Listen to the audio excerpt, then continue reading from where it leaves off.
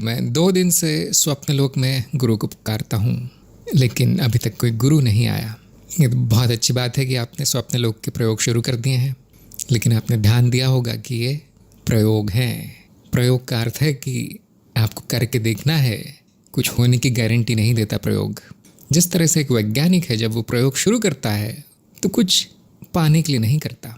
उसका एक ही लक्ष्य होता है, एक ही इच्छा होती है कि ज्ञान मिले, अज्ञान का नाश हो, इसीलिए प्रयोग करता है। यदि वो प्रयोग उसकी इच्छा के अनुसार चला, बहुत अच्छी बात है। यदि वो विफल रहा तो भी सीखने को मिलता है कि जो मैं सोचता था वो गलत है। प्रयोग का ये अर्थ होता है कि बिना किसी अपेक्षा के प्रयोग करना है। तो आपको ये 2 दिन में ज्ञान हो गया होगा कि 2 दिन में कोई गुरु नहीं मिलता स्वप्न लोक में। ये एक बड़ी सफलता है कि आपने प्रायोगिक रूप से ढूंढ निकाला कि 2 दिन में कुछ नहीं होता। यदि आप स्वप्न लोक में पहुंच गए हैं पूरी चेतना के साथ, क्योंकि यदि ऐसा नहीं होता तो फिर आप किसी गुरु को बुला नहीं सकते थे, किसी का आह्वान नहीं कर सकते थे। जो आम स्वप्न होते हैं चेतना रहित, वो तो अपने आप चलते हैं किसी मशीन की तरह। उनमें कोई अर्थ नहीं होता, कोई उनका उद्देश्य नहीं होता, उसमें कोई प्रयोग नहीं करता कोई। लेकिन यदि आप स्वप्न में पहुंच गए हैं पूरी चेतना के साथ, एक उद्देश्य के साथ प्रयोग कर रहे हैं, तो ये अपने आप में बड़ी सफलता है। बहुत से साधक हैं जो यहाँ तक नहीं पहुँच पाए हैं। हाँ, अब यहाँ पर एक छोटी सी गलती आप कर रहे हैं कि आप चाहते हैं कि 2 दिन में मुझे वो मिल जाए जो मैं चाहता हूँ। जब हम छोटे होते हैं, चलना सीखते हैं, 1-2 साल लग जाते हैं ठीक से चलने में। जब हम बोलना सीखते हैं, भाषा सीखते हैं, 3-4 साल लग जाते हैं। जब गिनती सीखते हैं, गणित सीखते हैं, तो 5-6 साल लग जाते हैं। जब हम कोई पेशा सीखते हैं, डॉक्टर, इंजीनियरिंग या फिर वकील का, 10-20 साल लग जाते हैं उसमें कुछ मिलने में। आप चाहते हैं मैं 2 दिन में गुरु को प्रकट कर दूं, वो भी स्वप्न में। जब इन मामूली सांसारिक कार्यों के लिए सालों सालों लग जाते हैं, तो आध्यात्मिक साधना के लिए, आध्यात्मिक प्रयोगों के लिए 2 दिन में किसी फल की अपेक्षा रखना ठीक नहीं है। लेकिन कोई बात नहीं, मैंने देखा है जो नए नए आते हैं आध्यात्म मार्ग पर, क्योंकि उनको अनुभव नहीं होता कि आध्यात्म मार्ग है क्या, तो उनको सब 1 दिन में या 1 घंटे में चाहिए होता है। वो ऐसा सोचते हैं कि ये कोई दुकान है कि थोड़े से पैसे दो और वहीं के वहीं जो भी लेने गए हैं वो मिल जाए उनको तुरंत वहीं के वहीं। क्योंकि हमारा समाज ऐसा हो गया है कि यदि 1 मिनट में नहीं मिला तो फिर नहीं चाहिए। हाँ, वो जो सांसारिक चीज़ें हैं उनके पीछे वो सालों सालों भागने के लिए तैयार हैं। जैसे पैसा कमाना है, 20-30 साल आराम से उनको करोड़पति बनने में लग जाते हैं, लेकिन वो ये नहीं सोचते कभी कि 2 दिन में करोड़पति हो जाऊं। इतना ज्ञान रहता है। लेकिन जब वो आश्रम जाते हैं, गुरु के पास जाते हैं, तो ये सोच कर जाते हैं कि हो सकता है अगले हफ्ते मैं पूरी तरह से मुक्त होकर निकलूँ। 1 महीने में देव योनि मिल जाए। ऐसा इसीलिए है क्योंकि उनको अध्यात्म का न सर पता है न पूछ पता है। बहुत नए नए हैं इस खेल में अध्यात्म के। एक बात तो तय है अध्यात्म में कि आपको कोई भी वस्तु, कोई भी फल 1 दिन में भी मिल सकता है। ऐसा कोई नियम नहीं है यहाँ पर। 1 दिन में आपके सामने गुरु तो क्या, सारा विश्वचित्र प्रकट हो सकता है, सारे देवी देवता प्रकट हो सकते हैं। और दूसरी बात भी स्पष्ट है कि ये जो साधना है कई वर्षों तक, कई जन्मों तक, हज़ारों सालों तक भी चल सकती है। इसमें कुछ निश्चित नहीं है। हम उनकी कहानियाँ सुनते हैं जिनके सामने गुरु प्रकट हो जाते हैं, देव प्रकट हो जाते हैं, तरह तरह के उन्नत जीव प्रकट हो जाते हैं, उनको सिद्धियाँ हैं, ये सब है जो ऐसा लगता है कि उन्होंने 1 दिन में पाई है। कहीं कोई मंत्र जप करके मंत्र बोल दिया और वो प्रकट। हम ऐसी कहानियाँ सुनते हैं, उससे हमारी ये धारणा बन जाती है कि मैं भी ऐसा कर सकता हूँ। बिल्कुल कर सकते हैं आप, किसने रोका है। लेकिन लाखों में 1 बार ऐसा होगा। हम वो कहानियाँ नहीं सुनते जहाँ पर कि व्यक्ति ने 25-30 जन्मों तक साधना की हो और उसको कुछ छोटा सा फल मिला हो। ऐसी कहानियाँ कोई नहीं सुनाता। विफलता की कहानियाँ कोई नहीं सुनाता, जो कि अक्सर होता है। 90%, 99% विफलता ही मिलती है। क्योंकि अध्यात्म छोटी चीज़ नहीं है। संसार की सबसे बड़े से बड़ा कार्य ले लें, अध्यात्म उससे 1 लाख गुना कठिन है। यदि इतना आसान होता है कि 2 दिन में परिणाम मिल जाते तो हर कोई आध्यात्मिक होता है यहाँ पर। लेकिन कितने होते हैं? यदि 1 लाख लोग अध्यात्म के बारे में पढ़े तो उनमें से 1 आदमी उसमें रुचि लेता है। और ऐसे 1 लाख साधक जो रुचि ले रहे हैं उसमें से 1 को समझ में आता है। और ऐसे 1 लाख साधक जिनको समझ में आया है उसमें से 1 को मुक्ति मिलती है। ये मैं नहीं कह रहा, ये तो भगवान कृष्ण ने कहा था। अब ऐसा काम आपने लिया है तो 2 दिन में परिणाम नहीं मिलेगा। मैं किसी को निराश करने के लिए नहीं कहता, ऐसा नहीं कि उसका कोई भी लाभ नहीं मिलेगा आपका अध्यात्म में आने के बाद, लेकिन इस तरह की सिद्धियाँ प्राप्त करना, माया पर इस तरह का नियंत्रण प्राप्त करना, ये छोटे बच्चों का खेल नहीं है। मैंने देखा है बहुत से लोग ज्योतिष की किताब ले आते हैं, पढ़ते हैं, अब उनको ऐसा लगने लगता है कि मैं सब कुछ भविष्य बता दूंगा बैठे बैठे। बताते भी हैं, किताब पढ़ के होता कुछ भी नहीं है। फिर वो सोचते हैं ये तो विद्या गलत है, ये तो अंधविश्वास है। कभी कभी एक आध तीर तुक्का लग जाता है तो सोचते हैं मैं बहुत बड़ा हो गया हूँ, मैं बहुत बड़ा ज्योतिष्य हो गया हूँ। दुकान खोल लेते हैं ज्योतिष्य की। ज्योतिष विद्या एक जन्म में नहीं आती, उसके लिए बहुत आध्यात्मिक अनुभव लगता है।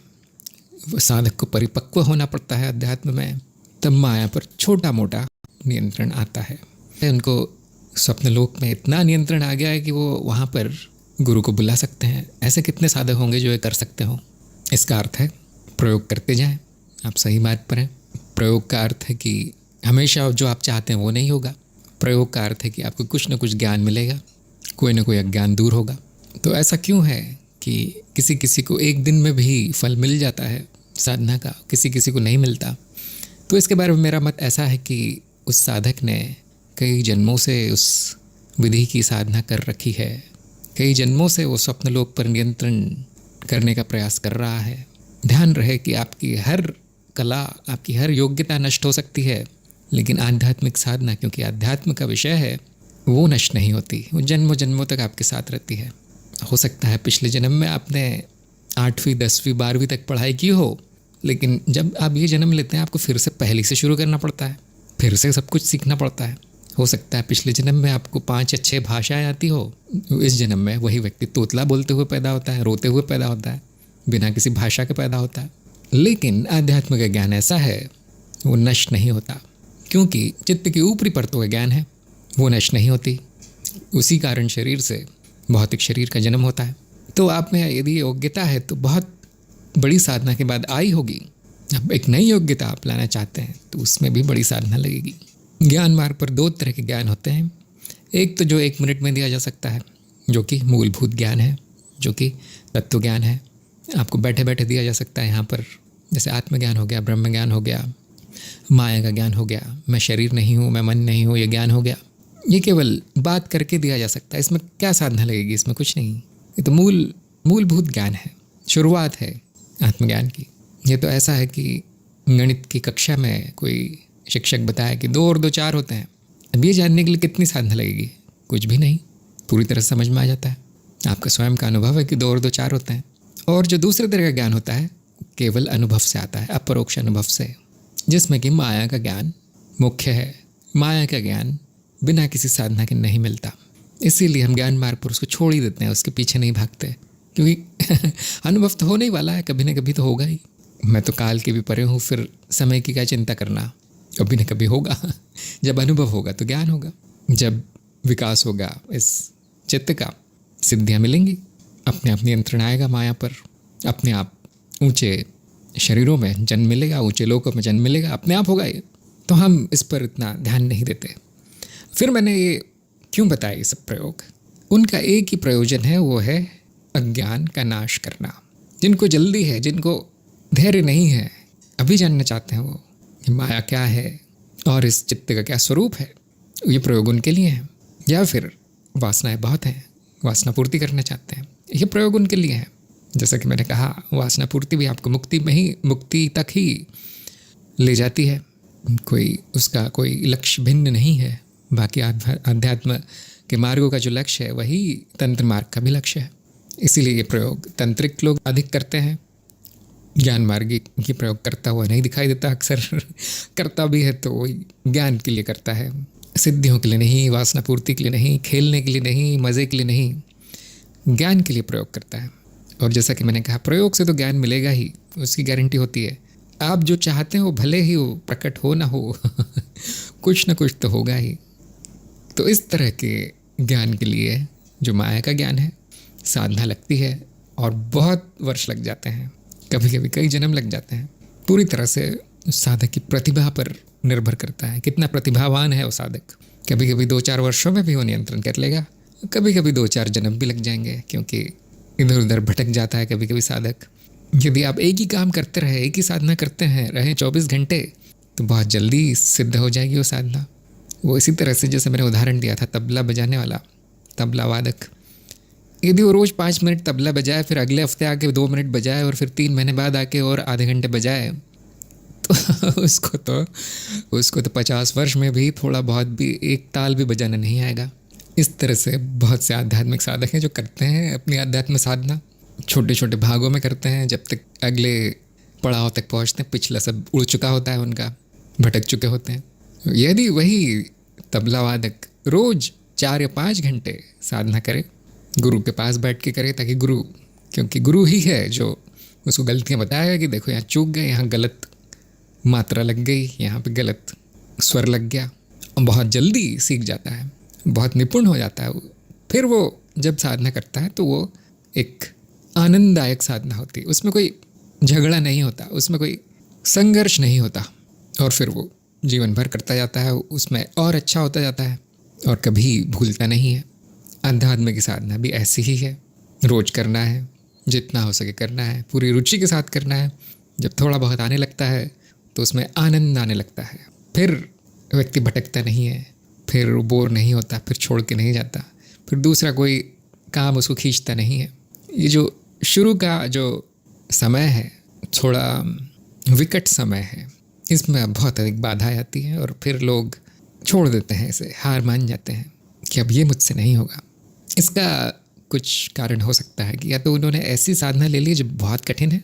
एक व्यक्ति जिसको साइकिल भी चलाने नहीं आती, वो हवाई जहाज़ उड़ाने का प्रयास कर रहा है, तो बड़ा कठिन हो जाएगा। फिर तो छोड़ना ही चाहिए। पहले छोटा मोटा वाहन सीख ले, उसके बाद बड़े वाहन आपको चलाने आएंगे, कई वर्षों के बाद आएंगे, अच्छी सहायता के बाद, अच्छे गुरु के बाद मिलने के बाद, ट्रेनिंग के बाद आएगा। और भी कई कारण हो सकते हैं कि रुचि नहीं है, खेल खेल में वो ले लिया है, वो आध्यात्म क्या होता है पता नहीं है। कई बार कुछ पाखंडी गुरु मिल जाते हैं कि मैं तुम्हें 2 हफ्ते में ये सिद्धि दिला दूंगा, इतने पैसे दे दो, और जब नहीं मिलती तो उनका विश्वास उठ जाता है। ये सब क्या अध्यात्म है, मैं आराम से बैठता हूँ घर में, क्यों करना है ये सब, समय नष्ट होता है। तो शुरू में तो कठिनाई आएगी ही, शुरू में तो विफलता मिलेगी ही। ज्ञान मार्ग सबसे आसान मार्ग समझा जाता है, लेकिन बाकी मार्गों को हम देख लें तो बेचारे कितना प्रयास करते हैं, कितने जन्मों से लगे हैं, कितने बड़े बड़े गुरुओं के मार्गदर्शन में वो बड़ी बड़ी साधना करते हैं, तप करते हैं, थोड़ा बहुत उनको मिलता है, फिर कुछ जाके कई जन्मों के बाद ज्ञान मार्ग पे अब सुनना है, देखना है आपके अनुभव को कि अनुभव सही है या नहीं, और ज्ञान हो जाता है। और फिर ये जो दूसरे प्रयोग हैं वो आपकी इच्छा पर है, आपकी रुचि पर है। यदि आप जल्दी हार नहीं मानते तो फिर करते रहें प्रयोग, कुछ न कुछ ज्ञान तो मिलता ही रहेगा। इसीलिए मैंने इसको 3 चरणों में बताया था कि पहले जागृत अवस्था में प्रयोग शुरू करें। जागृत अवस्था के प्रयोग सबसे सरल हैं, उसमें चेतना का प्रकाश बनाए रखें दिन भर में। स्वप्न अवस्था आसान हो जाएंगे प्रयोग। कभी कभी ऐसा होता है कोई विलक्षण तरह का साधक है या फिर पूर्व जन्मों के संस्कार हैं, तो उसको 2 दिन में भी फल मिलने लगते हैं। स्वप्न अवस्था में, सूक्ष्म शरीर की अवस्था में, सूक्ष्म लोकों में पहुंच जाता है। भले नियंत्रण इतना अच्छा ना हो, लेकिन अनुभव आ जाते हैं, काफ़ी कुछ सीखने को मिलता है। बाकी लोगों को तो मेहनत करनी पड़ती है। 1-2 दिन में कुछ भी नहीं होगा। कोई कितना भी विलक्षण हो जाए, 1-2 दिन में कुछ भी नहीं होता। कोई नियंत्रण नहीं आता, कोई प्रकट नहीं होता। माया छोटी चीज़ नहीं है, करोड़ों करोड़ों वर्षों से वो ये जगत चला रही है, अभी तक फेल नहीं हुई, उस पर नियंत्रण कैसे आएगा? जो बहुत बड़े बड़े सिद्ध पुरुष हैं और इस जो ऋषि है वो माया जितने ही प्राचीन है, वो इस जगत की शुरुआत से ही आध्यात्म मार्ग पर हैं। अब जाके उनका अच्छा खासा नियंत्रण आया है उस पर।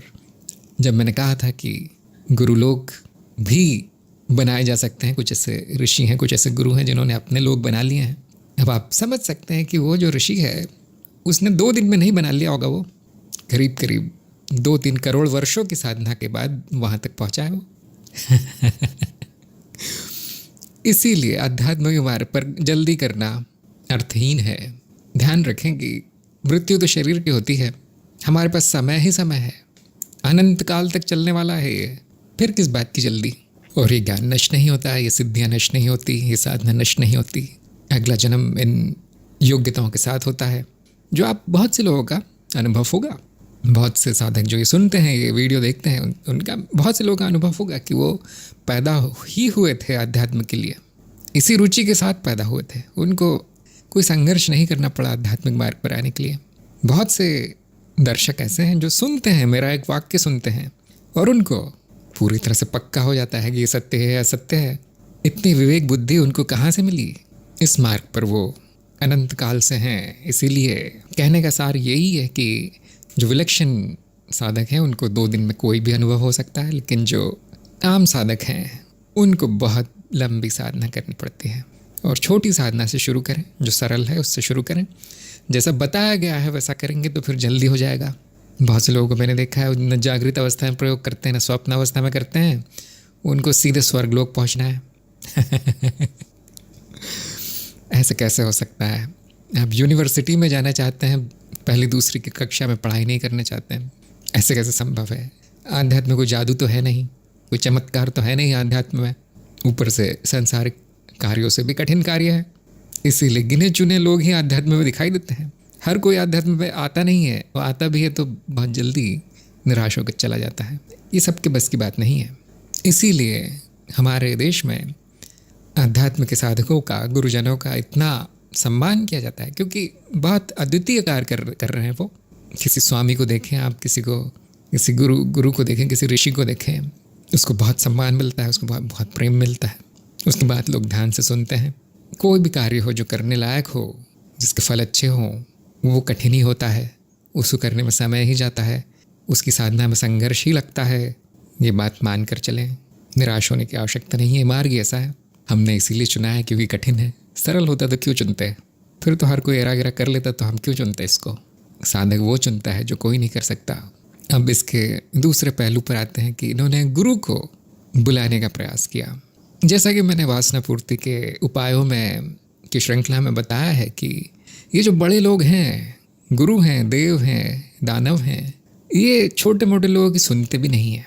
वहाँ मैंने बताया था कि जैसे जंगल में चींटी चली जा रही है, और चींटी कितना भी बुलाए, कितना भी पुकारे, कितना भी चीखे चिल्लाए, हम तो अपनी कार में निकल जाते हैं 100 की स्पीड में।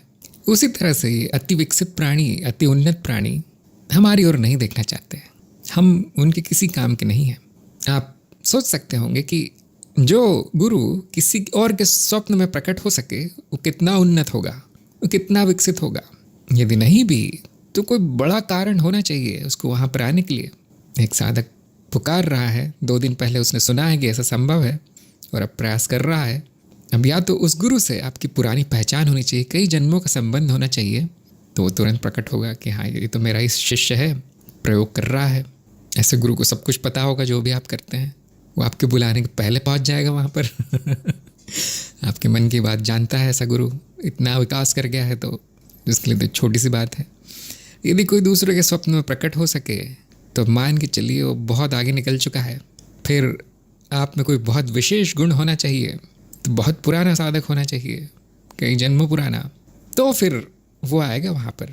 हो सकता है 1-2 दिन सिर्फ भेंट लेने के लिए खेल खेल में आ जाए, प्रकट हो जाए, लेकिन फिर नहीं आएगा, क्योंकि कोई बड़ा कारण होना चाहिए उसको उस स्वप्नावस्था में प्रकट होने का। क्योंकि देखिए, आप माया के साथ खेल रहे हैं। अभी माया छोड़ती नहीं है जो उसके जो नियम तोड़ता है उसको।